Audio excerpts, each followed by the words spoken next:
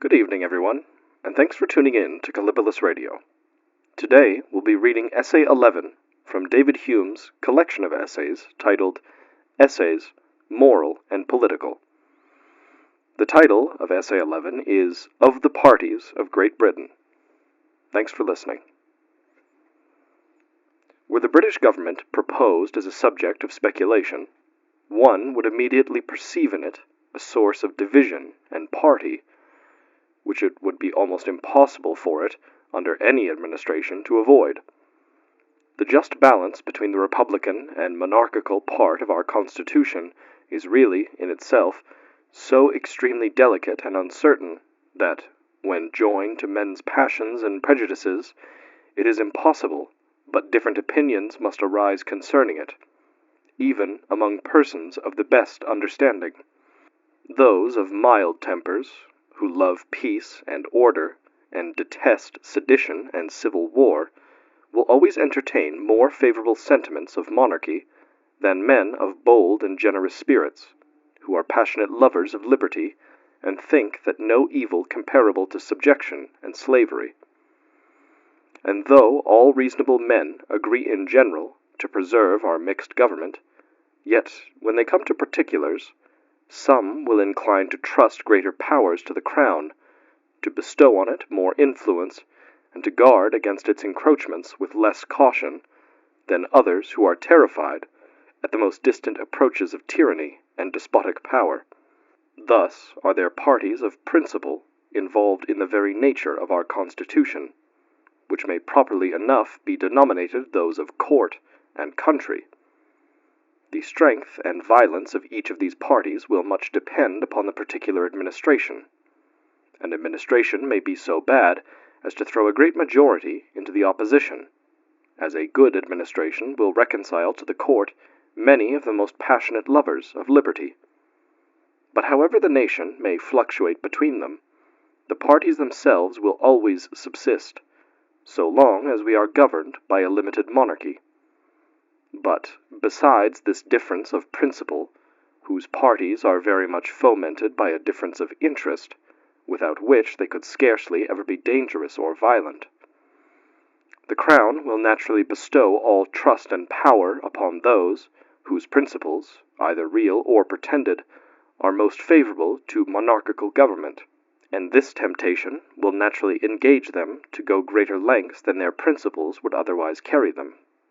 Their antagonists, who are disappointed in their ambitious aims, throw themselves into the party whose sentiments incline them to be most jealous of royal power, and naturally carry those sentiments to a greater height than sound politics will justify. Thus, court and country, which are the genuine offspring of the British government, are a kind of mixed parties, and are influenced both by principle and by interest. The heads of the factions are commonly most governed by the latter motive, and the inferior members of them by the former. As to ecclesiastical parties, we may observe that in all ages of the world, priests have been enemies to liberty, and it is certain that this steady conduct of theirs must have been founded on fixed reasons of interest and ambition.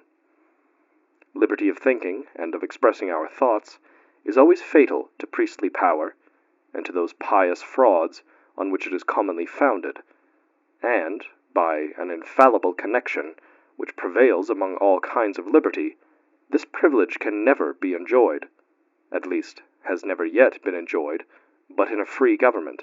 Hence it must happen, in such a constitution as that of Great Britain, that the established clergy, while things are in their natural situation, will always be of the court party, as, on the contrary, dissenters of all kinds will be of the country party, since they can never hope for that toleration which they stand in need of, but by means of our free government.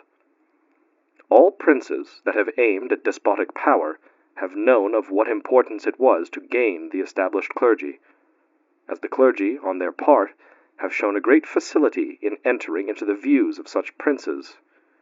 Gustavus Vasa was perhaps the only ambitious monarch that ever depressed the Church, at the same time that he discouraged liberty.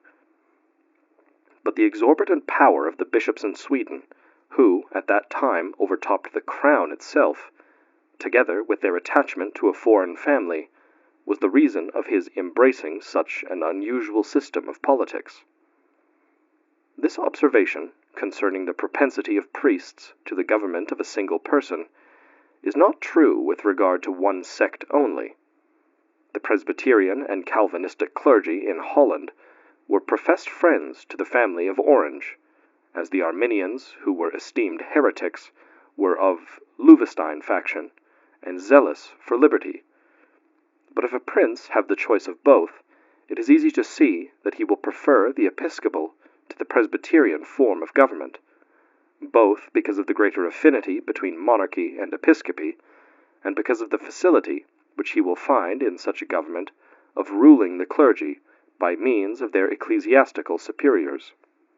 If we consider the first rise of parties in England during the Great Rebellion, we shall observe that it was conformable to this general theory, and that the species of government gave birth to them by a regular and infallible operation. The English Constitution, before that period, had lain in a kind of confusion, yet so as that the subjects possessed many noble privileges, which, though not exactly bounded and secured by law, were universally deemed, from long possession, to belong to them as their birthright.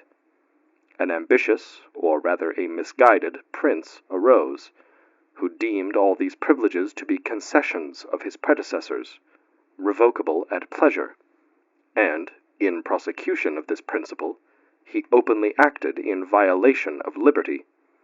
During the course of several years, necessity, at last, constrained him to call a parliament. The spirit of liberty arose and spread itself.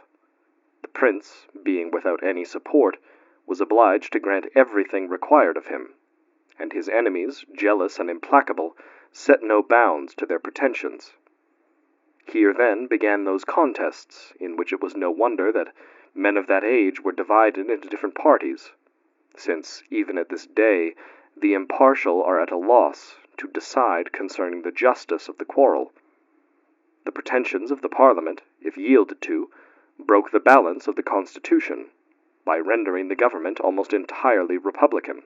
If not yielded to, the nation was, perhaps, still in danger of absolute power, from the settled principles and inveterate habits of the king, which had plainly appeared in every concession that he had been constrained to make to his people.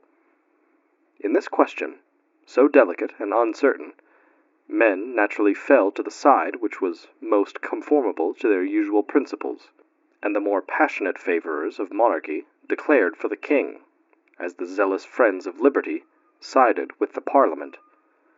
The hopes of success being nearly equal on both sides, interest had no general influence on this contest, so that Roundhead and Cavalier were merely parties of principle, neither of which disowned either monarchy or liberty, but the former party inclined most to the republican part of our government, the latter to the monarchical. In this respect they may be considered as court and country party, inflamed into a civil war by an unhappy concurrence of circumstances, and by the turbulent spirit of the age. The Commonwealth's men and the partisans of absolute power lay concealed in both parties, and formed but an inconsiderable part of them. The clergy had concurred with the king's arbitrary designs, and, in return, were allowed to persecute their adversaries, whom they called heretics and schismatics. The established clergy were episcopal, the nonconformists Presbyterian, so that all things concurred to throw the former, without reserve, into the king's party, and the latter into that of the Parliament. Everyone knows the event of this quarrel, fatal to the king first, and to the Parliament afterwards. After many confusions and revolutions, the royal family was at last restored, and the ancient government re-established.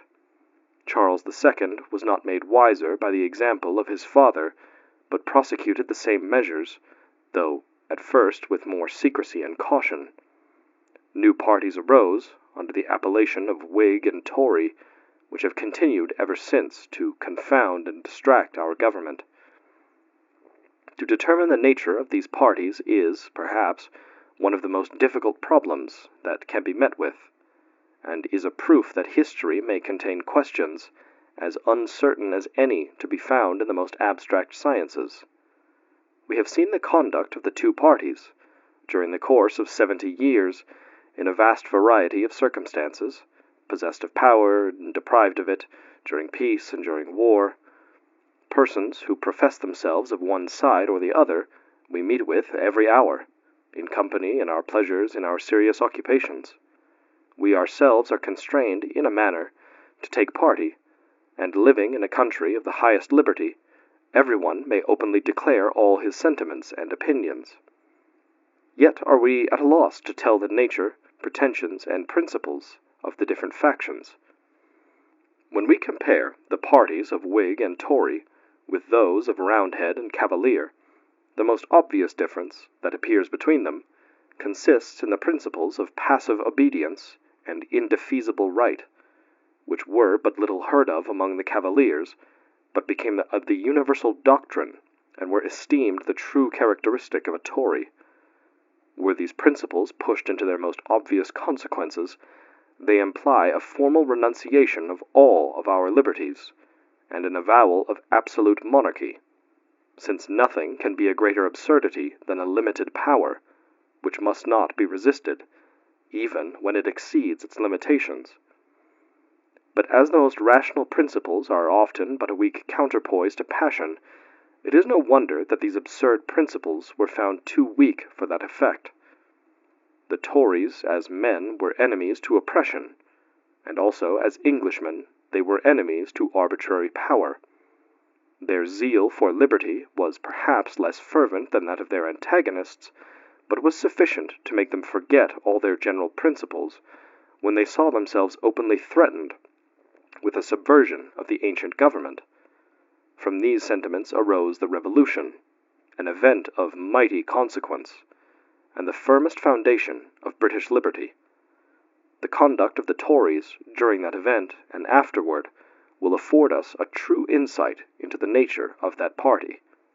In the first place, they appear to have had the genuine sentiments of Britons in their affection for liberty, and in their determined resolution not to sacrifice it to any abstract principle whatsoever, or to any imaginary rights of princes.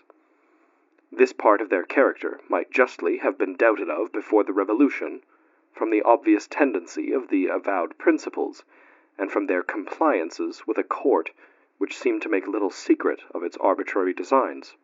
The Revolution showed them to have been, in this respect, nothing but a genuine court party, such as might be expected in a British government, that is, lovers of liberty, but greater lovers of monarchy. It must, however, be confessed that they carried their monarchical principles farther, even in practice, but more so in theory, than was in any degree consistent with a limited government. Secondly, neither their principles nor affections concurred, entirely or heartily, with the settlement made at the Revolution, or with that which has since taken place. This part of their character may seem opposite to the former, since any other settlement, in those circumstances of the nation, must probably have been dangerous, if not fatal, to liberty. But the heart of man is made to reconcile contradictions, and this contradiction is not greater than that between passive obedience and the resistance employed at the Revolution.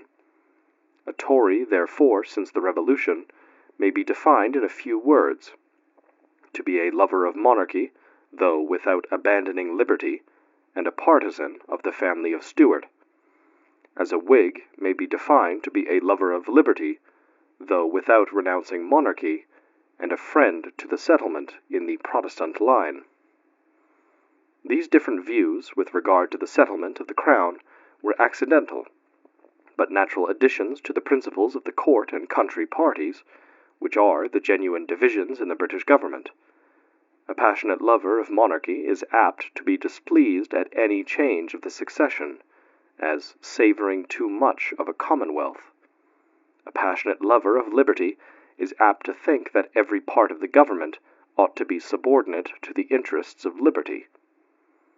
Some who will not venture to assert that the real difference between Whig and Tory was lost at the Revolution seem inclined to think that the difference is now abolished, and that affairs are so far returned to their natural state that there are at present no other parties among us but court and country, that is, men who, by interest or principle, are attached either to monarchy or liberty. The Tories have been so long obliged to talk in the republican style that they seem to have made converts of themselves by their hypocrisy, and to have embraced the sentiments, as well as language, of their adversaries. There are, however, very considerable remains of that party in England, with all their old prejudices, and a proof that court and country are not our only parties is, that almost all the dissenters side with the court, and the lower clergy, at least, of the Church of England, with the opposition. This may convince us that some bias still hangs upon our Constitution, some extrinsic weight, which turns it from its natural course and causes a confusion in our parties.